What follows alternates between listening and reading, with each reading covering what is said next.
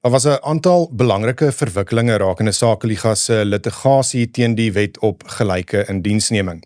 Sakeliga het saam met ons vennote NIASA in Julie 2025 'n hersieningsaansoek gebring om die wet en die daaropvolgende kwotas ongrondwetlik te laat verklaar en tersyde te stel.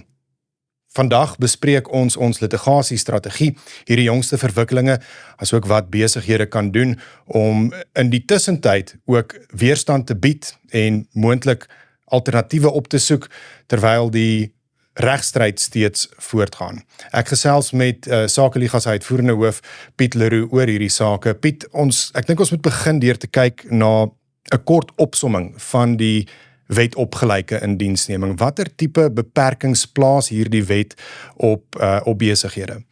Die wet op gelyke indiensneming is natuurlik 'n heeltemal verkeerde naam. Dis eintlik 'n wet van kwota gebaseerde indiensneming. Die wet is gewysig en het nuwe regulasies gekry wat verlede jaar in werking getree het. En in gevolge die regulasies moet elke maatskappy wat 50 of meer werknemers het in Suid-Afrika, en as sê maatskappy bedoel ek eintlik enige organisasie met 50 of meer werknemers, moet voldoen aan so 'n nuwe Excel tabel. En daai tabel sê wat gebaseer op geslag en op ras en op ongeskiktheid of jy weet van 'n vorm van 'n gebrek daar 'n bepaalde kwota moet wees. Nou die wet noem dit nie kwotas nie, die wet noem dit tekens, maar dis kwotas. Want as jy dit nie nakom nie, dan is daar boetes van tot 10% op jou omset. So dis erg.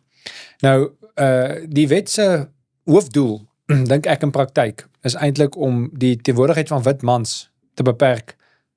En as jy nou die tabelle kyk, dan word wit mans egter nie gespesifiseer op die tabelle nie. Wit mans is wat oorbly as al die ander tekens, sogenaamd al die ander kwotas opgetel word. Dan is daar nou in baie plekke 4% wat oorbly. Dat beteken in daai sektor in daai sogenaamde sektor mag wit mans net 4% van die indiensneming uitmaak. En dit word sover fyn bepaal as op, jy weet, bestuursvlak en op middelbestuursvlak en op topbestuursvlak. So dit word in vaardige indienswerknemers. So nou moet jy nie net kwotas nakom nie, jy moet 'n hele uitgedinkte bestuurstelsel van toepassing maak op jou werknemers. En meeste besighede werk net eenvoudig nie so nie. Dit is absurd en dit is moeilik om in die praktyk, soos jy nou genoem het, dit toe te pas in 'n besigheid.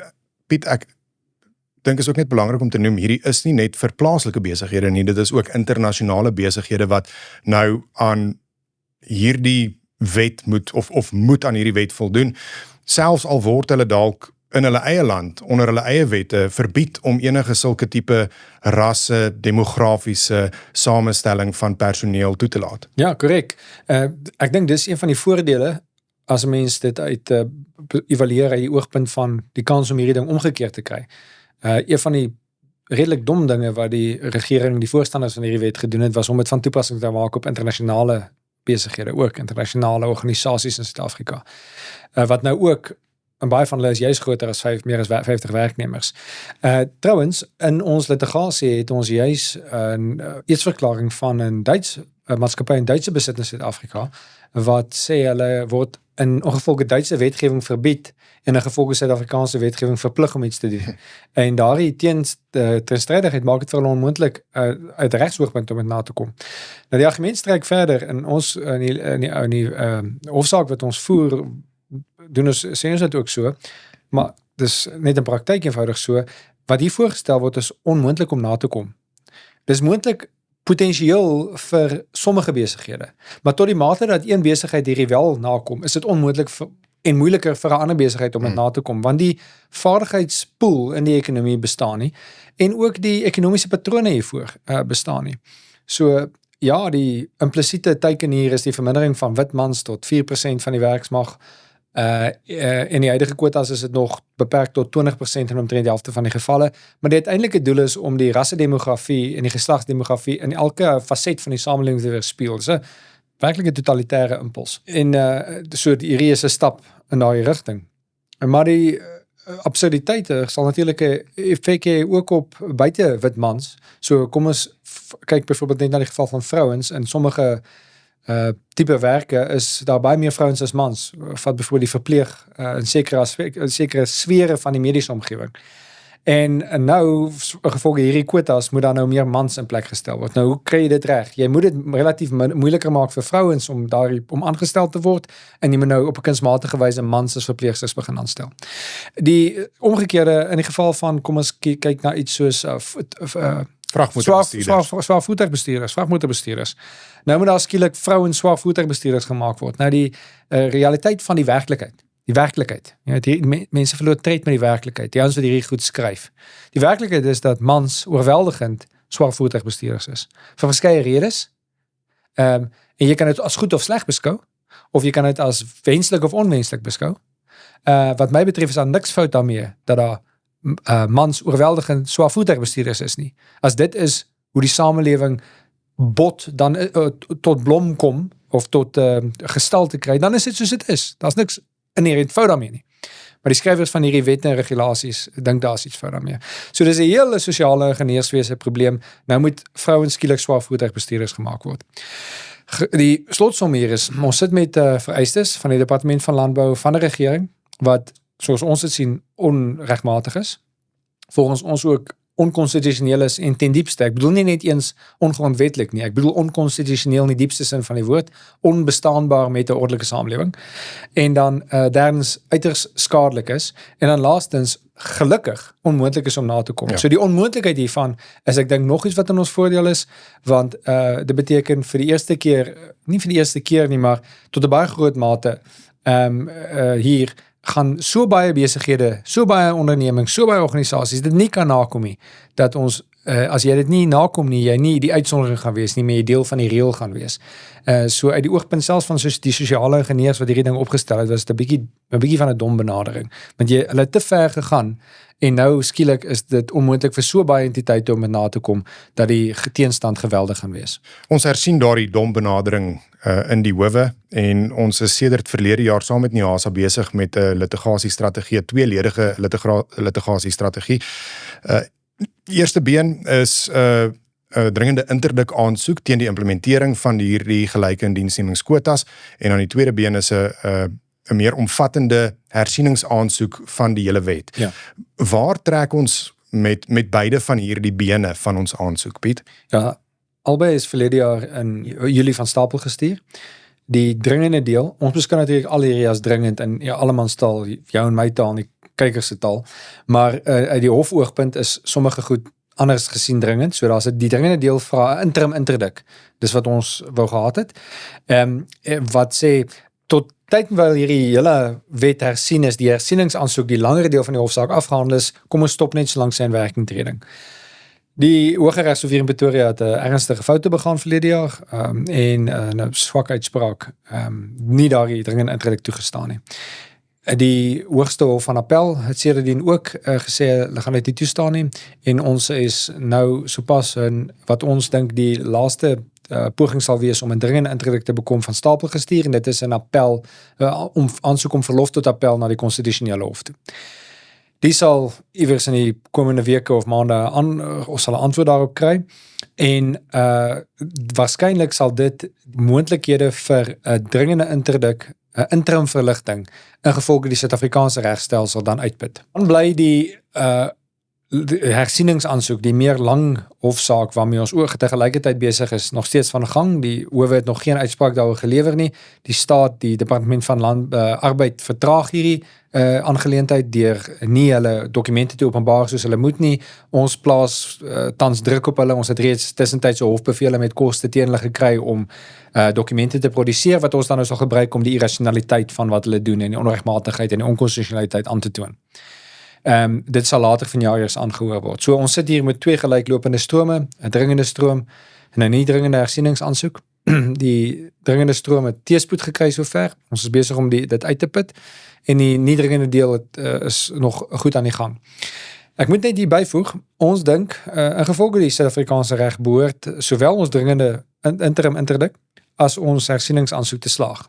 Indien nie een of uiteindelik dalk albei nie slaag nie, is ook moontlik, want hier is politieke aspekte aan hierdie litigasie. Ja.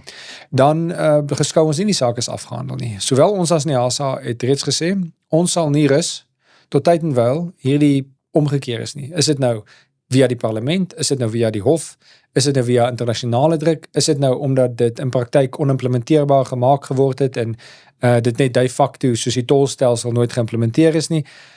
Ons is daartoe toegewyd om 'n manier te vind om hierdie teen te staan en om te keer tot die mate dat dit in werking sou of kon tree.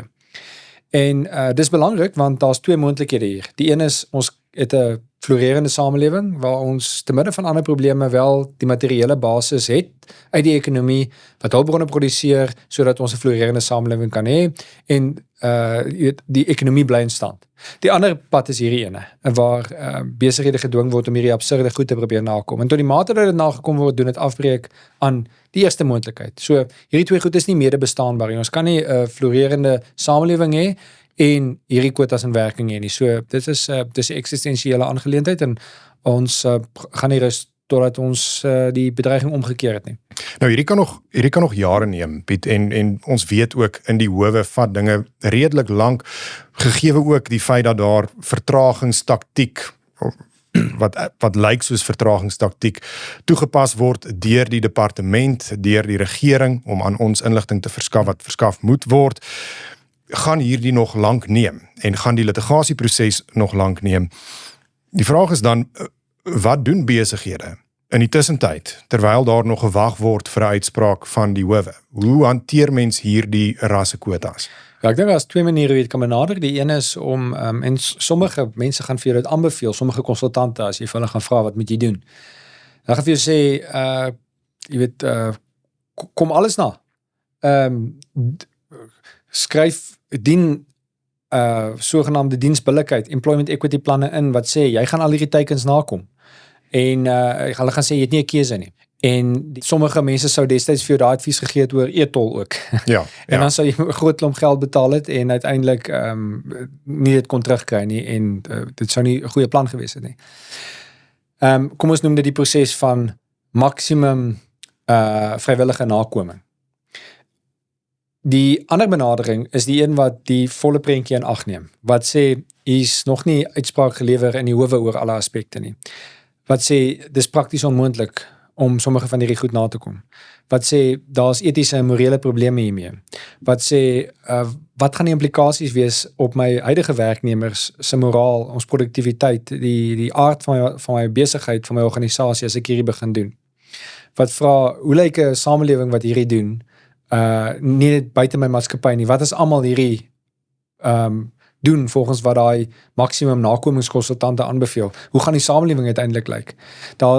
En dan is daar ook nog die vraag oor wat is my regsrisiko's op internasionale vlak?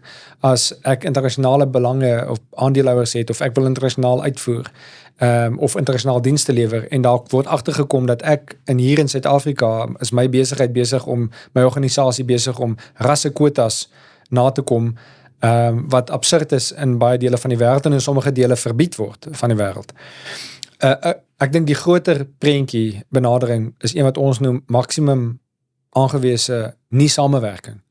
Dis een waar jy al die risiko's verwerk of verreken, waar jy goeie regsadvies kry en waar jy dan probeer om dit wat gepas is in jou omstandighede te doen en die skade te minimeer. Miskien beteken dit dat jy aangaan soos altyd, waar jy eenvoudig waardegebaseerde besluite neem. Miskien beteken dit een of ander kompromis. Dit hang af van wat in jou omstandighede van toepassing is, onderhewig aan die regsadvies wat jy het oor jou blootstelling. So, dis absoluut kritiek vir jou om jou skade te minimeer en die regte ding te doen oor die volgende paar jaar, en daarvoor dink ek mense die regte soort advies kry. So, as jou, die persoon wat jou adviseer, is die persoon wie jy advies gaan vra, as jy agterkom, hierdie persoon het 'n onnadenkende maksimum nakomingsbenadering, is dit waarskynlik nie die regte persoon nie, want daardie advies verreken nie al jou faktore nie. Die regte tipe advies is een wat sê, wat is die maksimum aangewese nie samewerking wat jy kan bied, gegeewe al die risiko's. En ons beveel aan dat organisasies, besighede aanklop by NIASA, die National Employers Association of South Africa. Hulle is vaardig hiermee, hulle het die regte ingesteldheid en die hele span prokureurs is al lank 'n werkgewersorganisasie, weet wat hulle doen. So as jy 'n tweede mening wil hê of as jy wil besluit hoe kan jy jou die regte beding volg, ek dink klop net by hulle aan en formuleer jou strategie dien ooreenkomstig. Laastens, Piet, ons is een van 'n handjievol organisasies, Sakeliga, een van 'n handjievol organisasies wat steeds teenkanting bied, of dit nou in die howe is en of dit nou op ander openbare platforms is, teen hierdie gelyke indiensneming kwotas, teen hierdie rasse kwotas wat in werkplekke ingestel moet word. Dis belangrike werk, ons neem die voortou hier, ons probeer om dit verwyder te kry, en ek dink die werk wat ons doen sou nie moontlik wees sonder private besighede en waardegedrewe besighede wat die risiko's van hierdie wet verstaan en dit ook dan probeer keer nie, dit probeer verhoed nie.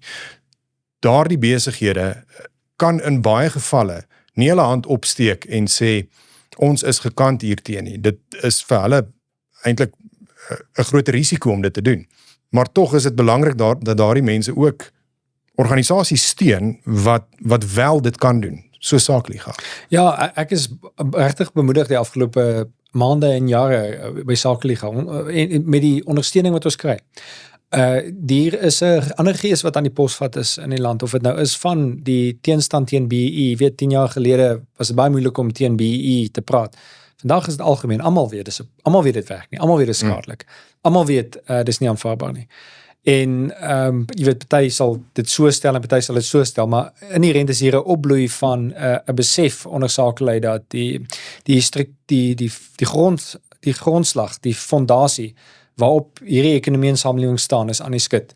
En ons sal moet keer dat hy nie ondergawe word nie. So ons is baie dankbaar vir die ondersteuning, ons is baie bemoedig, sowel finansiëel as mense wat inligting verskaf, eetsverklaringe gee. Jy weet, soos ek sê, in ons litigasie is daar selfs maatskappye in buitelandse besit wat deesdae eetsverklaringe verskaf om ons sake te ondersteun. En maar dan is dit heeltemal reg wat jy sê. Dis partykeer sê mense, jy weet, sakelei in Suid-Afrika moet net 'n slag opstaan en jy weet vir die president of vir die en daai sê wat dit is.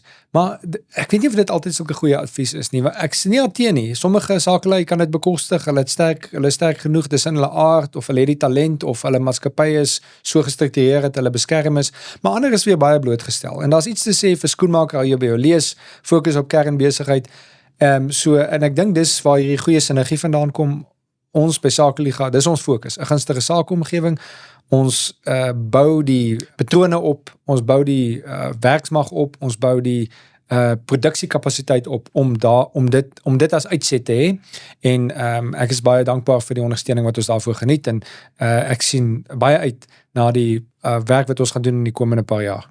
Piet, baie dankie vir die omvattende samevatting van ons litigasiestrategie teen die gelyke indiensneming kwotas, en ook baie dankie vir jou wat ons steun en ons ook sterk maak om hierdie werk te kan doen.